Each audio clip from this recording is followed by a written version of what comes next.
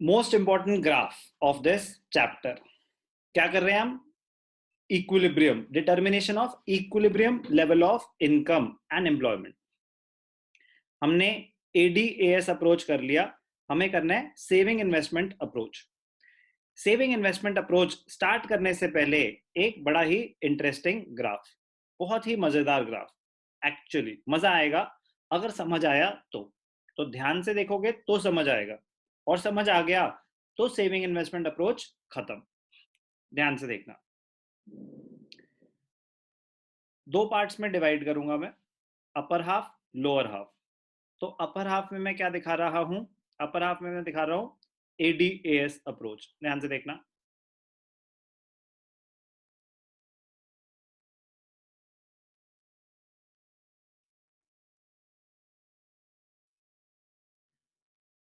Upper half and lower half.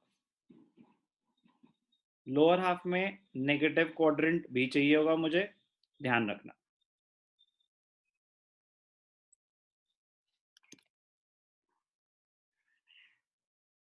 Please ध्यान से देखना, आधा काम यहीं खत्म हो जाएगा आपका। y axis, x axis, origin, y axis, negative y axis, x axis. x axis पे हम क्या शो कर रहे हैं? Level of income, output and employment, ऊपर भी नीचे भी। Level of income, output and employment. y axis पे क्या शो कर रहे हैं? फर्स्ट हाफ में एडी एंड एएस, तो एडी में सी भी आ जाएगा, आई भी आ जाएगा, ठीक है, और एएस में सी भी आ जाएगा, एस भी आ जाएगा, सब कुछ आ जाएगा। लोअर हाफ में सेविंग एंड इन्वेस्टमेंट। अब ध्यान से देखना प्लीज, वेरी वेरी इंपॉर्टेंट। चलो let's use some colours. Okay, तो सबसे पहले तो आप बनाएंगे 45 डिग्री लाइन। एएस कर्व बना दिया सबसे पहले तो, ओके।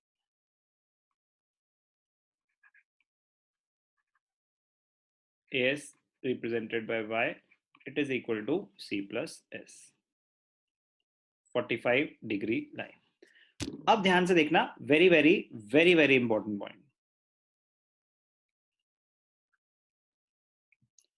इसमें कंजम्पशन कर्व भी बनाना और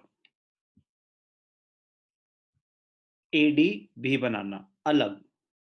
आप एक ही कलर यूज करना प्लीज, आपके अंडरस्टैंडिंग के लिए मैं अलग कर रहा हूं, ध्यान से देखना। And AD should be parallel to C. ये क्या है? एडी। एडी क्या है? सी प्लस आई, और ये क्या है? सी। अब ध्यान से देखना, बहुत इंपॉर्टेंट पॉइंट है, AD will be parallel to C. Question है सिद्धार्थ आपसे, why is AD parallel to C? Why is the distance between AD and C constant throughout? Siddharth, why is the gap between C, consumption curve, and aggregate demand curve constant? Arnav? Yes, sir. So because of autonomous investment. Good. Sir, explain. No, मैं करूँ. Okay. The difference between AD and C is I, and I represents investment, and it is assumed that there is only autonomous investment in the economy. तो चलो आपके understanding के लिए मैं ये लिख भी देता हूं कि माइंड में आना चाहिए, ग्राफ में गलती ना हो तो क्या क्या चीजों का ध्यान रखना है। y is AD parallel to C. Why is the AD curve parallel to the consumption curve? Answer: because investment is assumed to be constant. That is, there is only autonomous investment in the economy. So the gap between AD and C is investment, and investment is assumed to be constant. There is only autonomous investment in the economy.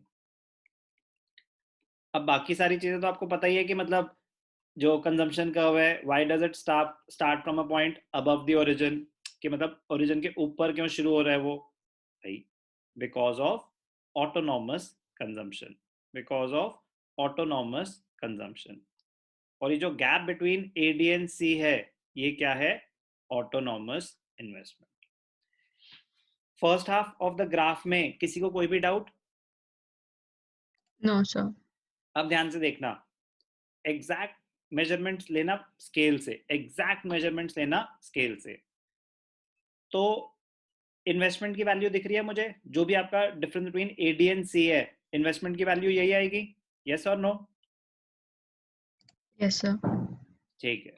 तो जितना भी ये gap है, अब यार मैं अंदाजे से चल रहा हूँ, आप स्केल से एग्जैक्ट करना, क्योंकि एग्जैक्ट होगा ना बेटा तो ही पॉइंट्स करेक्ट आएंगे.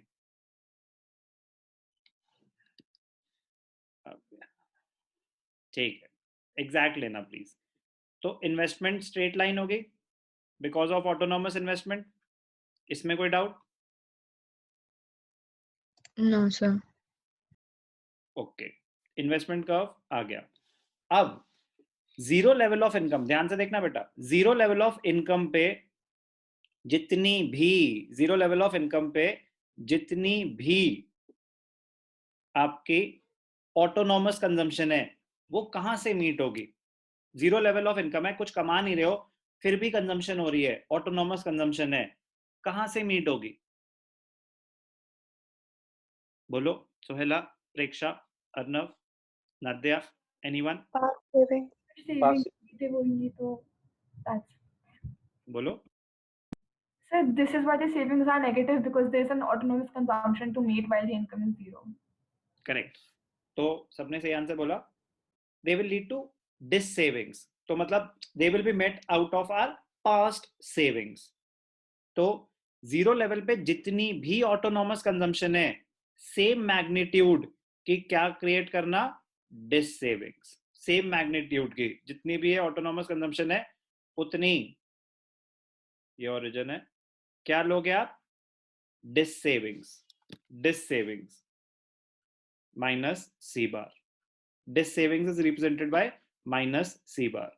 तो सेविंग कर्व का स्टार्टिंग पॉइंट कैसे आया, समझ आया? Dissavings. Yes sir. Okay, first point. Second point ध्यान से देखना, वेरी वेरी इंपॉर्टेंट. व्हेन, ये क्या? Consumption curve. C at this point consumption is equal to income. At this point consumption is equal to income. क्या बोलते हैं इसको? Break even point. क्या बोलते हैं इसको? Break even point. You are consuming your entire income. If you are consuming your entire income, तो savings क्या होंगी आपकी प्रेक्षा? Sir zero. जीरो.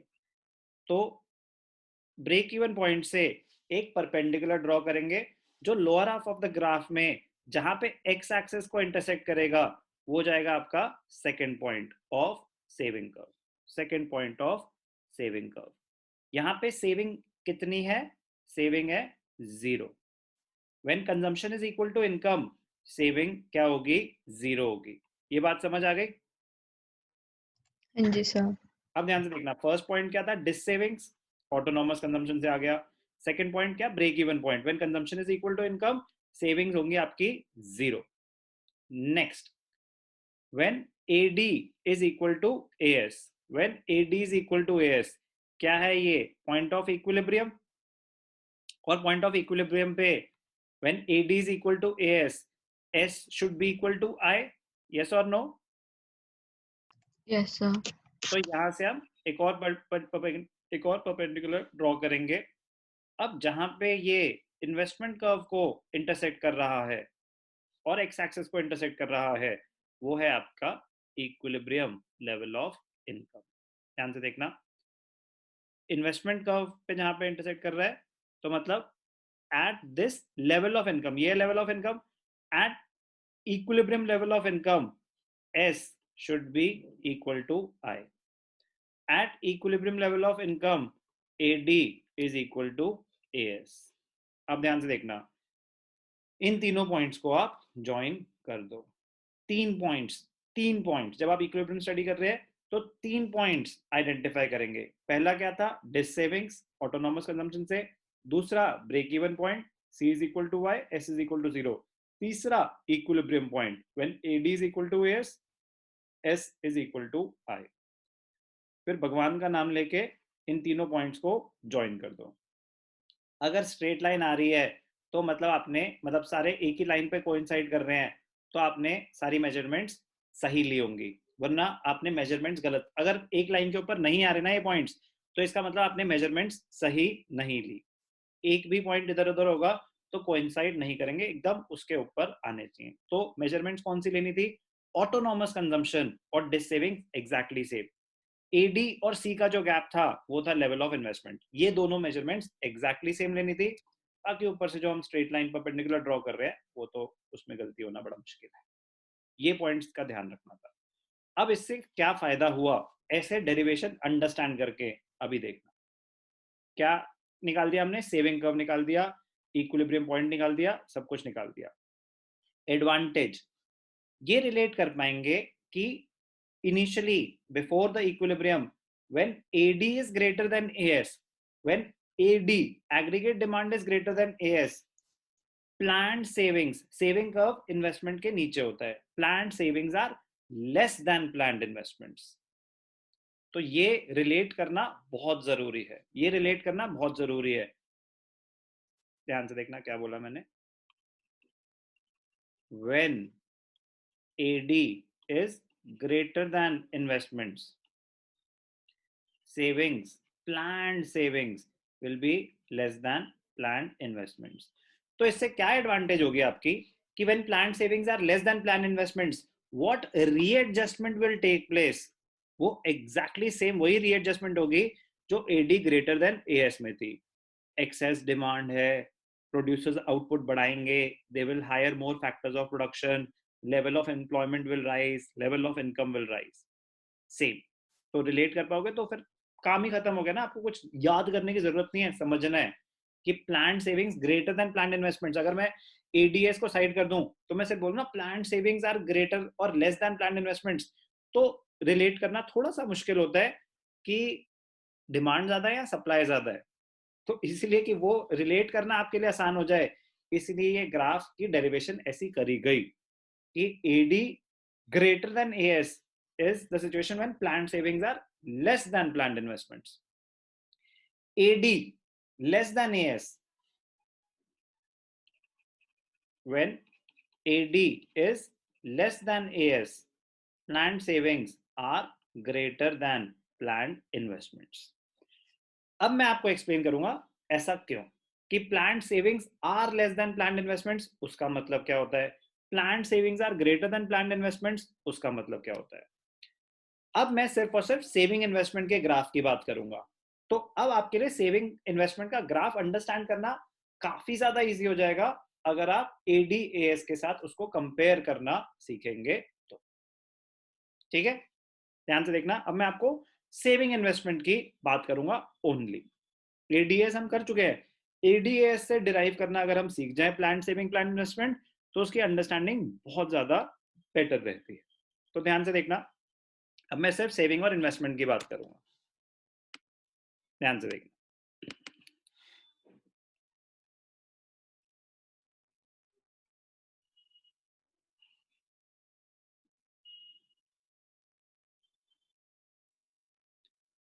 जब भी सेविंग इन्वेस्टमेंट अप्रोच करो तो ध्यान रखना नेगेटिव क्वाड्रेंट भी बनाना डिस सेविंग्स दिखाने के लिए, y माइनस y x। तो x एक्सिस पे हम क्या शो कर रहे हैं, level of income output employment, पूरा लिखेंगे आप। y एक्सिस पे क्या शो कर रहे हैं, सेविंग एंड इन्वेस्टमेंट, यहाँ पे भी पूरा लिखेंगे आप। अब ध्यान से देखना, सबसे पहले आपको क्या बनानी चाहिए, investment, autonomous investment.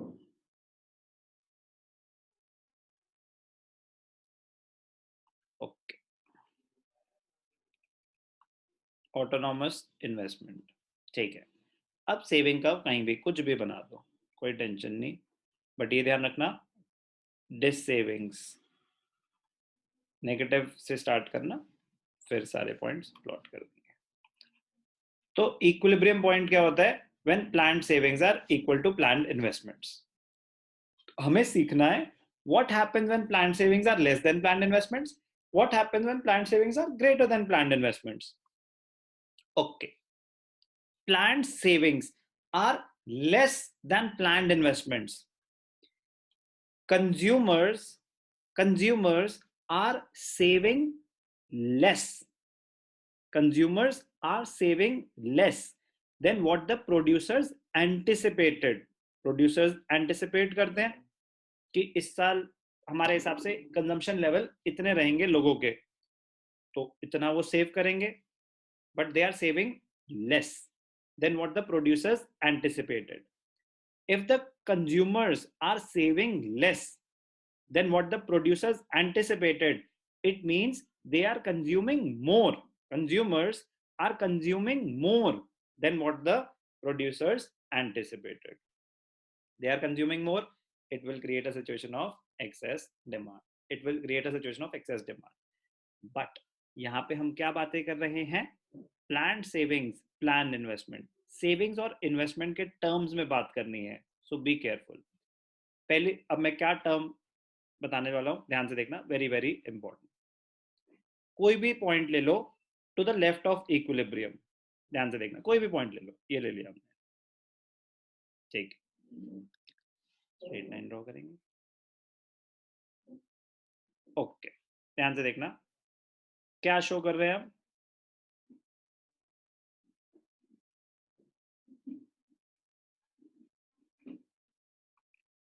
planned savings are less than planned investments. Planned savings are less than planned investments. इसका मतलब क्या है, consumers are saving less than what the producers anticipated.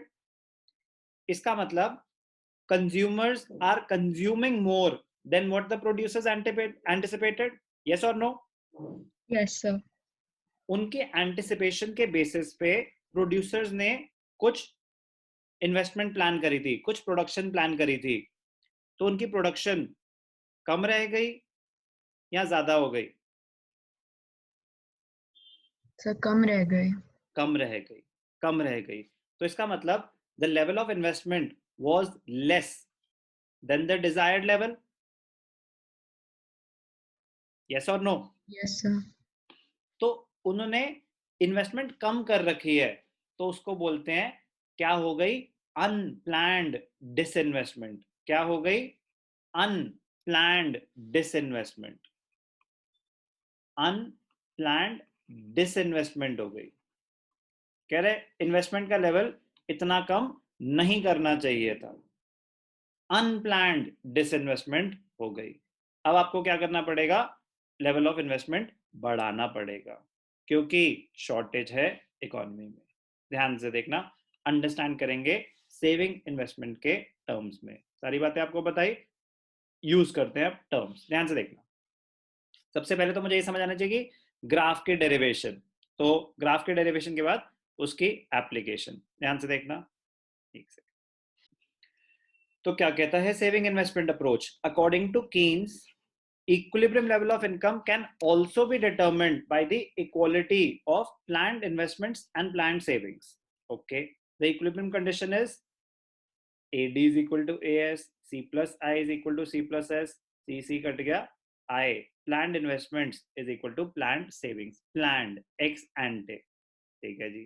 पहले हमने करा था ADAS approach, aggregate demand aggregate, उसको consumption plus investment approach भी बोलते हैं। क्या बोलते हैं उसको? Consumption plus investment, ADC plus I, उसको बोलते हैं कंजम्पशन प्लस इन्वेस्टमेंट अप्रोच, इसको बोलते हैं सेविंग इन्वेस्टमेंट अप्रोच।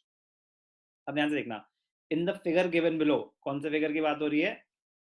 इस फिगर की, इस सिचुएशन को भूल जाओ जो नॉर्मल आपको पहले बेसिक फिगर बना के दिखाया था, जिसमें सिर्फ सेविंग कर्व था, इन्वेस्टमेंट कर्व था, point two the left of saving curve नहीं था, नॉर्मल सिर्फ सेविंग कर्व इन्वेस्टमेंट कर्व। समझ पा रहे हो ना कि बेसिक ग्राफ कैसा था? Yes, sir. तो वो तो बहुत ही सिंपल सी चीज है, that is not the point. The point two understand is what happens when planned savings are not equal to planned investments. Readjustment same process होगा, वर्ड्स टर्मिनोलॉजी थोड़ी सी डिफरेंट यूज करनी पड़ेगी, थोड़ी सी। इट मींस, तो पहले तो हमें ये समझ आना चाहिए plan savings less than plan investments situation कौन सी है? When AD was more than AS, तो रिलेट करना आपके लिए बहुत इजी हो जाएगा। It means that the households are saving less than what the firms had plan to invest. Producers ने कुछ इन्वेस्टमेंट्स प्लान करी थी ऑन द एंटिसिपेशन कि लोग कितना सेव करेंगे, but households are saving less. In other words, households are consuming more and saving less than what the firms expected them to. It creates a situation of excess demand, which can also be referred to as unplanned disinvestment. In this case, saving investment के case में। उसके बाद कहानी same है, उसके बाद कहानी exactly same है, ये बस यहाँ छोटी सी टर्मिनोलॉजी में चेंज था। उसके बाद कहानी सेम है, एक्सेस डिमांड है तो क्या होगा? Producers keep a ready stock of goods called inventory. When planned savings are less than planned investments, it means buyers are buying faster than what the sellers were expecting. In this situation, inventories start falling and come below the desired level. To bring back the inventories at the desired level, producers expand production by employing more factors of production. This will continue till the planned savings become equal to planned investments. This brings the economy back in equilibrium. अब जो आपका यहाँ पे अगर मैं बात करूं graph में, तो in the figure OR is the actual level of income, QR refers to the actual or the realized savings, and PR refers to the planned investments. As a result, there will be unplanned investment of PQ. तो मैं उसको उसी graph पे आपको plot करके दिखा देता हूँ, एक second. PR planned investments, OR, ठीक है, ध्यान से देखना। तो ये हो गया point R, OR is the, अभी हम एक्चुअल लेवल ऑफ इनकम यहाँ पे ऑपरेट कर रहे हैं, ठीक है। ये PR लेवल ऑफ इन्वेस्टमेंट हो गया, ये ना I, इतनी इन्वेस्टमेंट हो रही है, ठीक है। RQ PQ, ये तो Q ये ले रहे हैं। अगर प्लॉटिंग करेंगे तो PQ क्या रिप्रेजेंट कर रहा है? इतनी अनप्लान्ड डिसइन्वेस्टमेंट हो गई। अगर इतनी इन्वेस्टमेंट और कर दें, अगर इतनी इन्वेस्टमेंट और कर दें तो वो गैप इरेडिकेट हो जाएगा, हम इक्विलिब्रियम रिस्टोर कर लेंगे। प्रोडक्शन बढ़ाओ, फैक्टर्स ऑफ प्रोडक्शन हायर करो, एम्प्लॉयमेंट बढ़ेगी, इनकम बढ़ेगी, और हम कहाँ पहुंच जाएंगे? इस पॉइंट से यहाँ पे, इस पॉइंट से यहाँ पे पहुंच जाएंगे। तो what happens when planned savings are less than planned investments? Income tends to rise. Consequences, readjustment same होगी when AD is greater than AS. बस टर्मिनोलॉजी का खास ध्यान रखेंगे। इसी ग्राफ में ही आपको एक्सप्लेन कर देता हूं what happens when savings are more than investment. ध्यान से देखना, इसी में कर दूं, समझ आ जाएगा ना? हाँ जी सर। ठीक है, ध्यान से देखना। अब to the right hand side of equilibrium, savings are more than investment. People are saving more than what the producers anticipated. If they are saving more, it means they are consuming less than what the producers anticipated. तो Yes. producers ने जितनी production कर दी वो ज्यादा कर दी या कम कर दी जितने की जरूरत थी? सर ज्यादा हो गई। गुड, ज्यादा हो गई। तो क्या हुआ? जोश जोश में ये सिचुएशन तो क्या है, savings, planned savings are less than planned investments. तो जोश जोश में क्या हुआ, अनप्लैंड इन्वेस्टमेंट हो गई। क्या हो गया, अनप्लैंड इन्वेस्टमेंट हो गई, ज्यादा प्रोडक्शन हो गई। फिर कहानी सेम है बेटा, it will lead to the level of inventory will rise beyond the desired level. Producers will be forced to cut back on production. Production कम करने के लिए they will lower the use of resources. They will lay off factors of production. They will lay off workers. The level of income tends to fall when planned savings are less. Planned savings are more than planned investment. More दिख रहा है, वो savings ऊपर है, वो गलती से लिखने में मैंने यहाँ पे लेस लिख दिया। क्या लिखना चाहता हूं मैं, planned savings are more than planned investments. So when planned savings are more than planned investments, कहानी तो मैंने आपको शायद उसी के हिसाब से कहानी तो सही सुनाई थी, वो मैंने बस यहाँ लिखा गलत था। सेविंग्स आर मोर, इसका मतलब they are consuming less than what the producers anticipated. If they are consuming less, तो producers का सामान बिक नहीं रहा, तो उनको आउटपुट कम करना पड़ेगा। प्राइसेस अज्यूम कर रखा है, कांस्टेंट है, प्राइसेस हम कम नहीं कर सकते, आउटपुट का लेवल ऑफ आउटपुट ही हमें कम करना पड़ेगा। इंपॉर्टेंट है, ध्यान से देखना। क्या केस करा हमने, what happens when planned savings are greater than planned investments? It means households are saving more than what the firms had planned to invest. In other words, they are consuming less and saving more. Hence, the inventory rises above the desired level. It creates a situation of deficient demand, which can also be referred to as unplanned investment. 90% explanation same है ADS approach, consumption plus investment approach, और SI approach की 90% explanation same है। तो जो different है वो बहुत important है, आपको वो वर्ड्स यूज करना, ग्राफ अच्छे से बनाना, रिलेट करना ADAS का ग्राफ और SI का ग्राफ, बहुत इंपॉर्टेंट है, बहुत स्कोरिंग है। तो कॉन्सिक्वेंसेस सेम रहेंगे सिचुएशन में भी, रीएडजस्टमेंट प्रोसेस सेम रहेगा। The producers will cut back on production, lay off workers. This reduces the income level, that is AS. The downward trend continues till planned savings become equal to planned investments. तो graph में अगर हम बात करें तो उन्होंने ये जो P था, एक सेकेंड, इसको इन्होंने R डैश ले लिया है, ठीक है, ओके, एक एक करके मैं प्लॉट कर देता हूँ ताकि आपको भी रिलेट करना इजी हो जाए।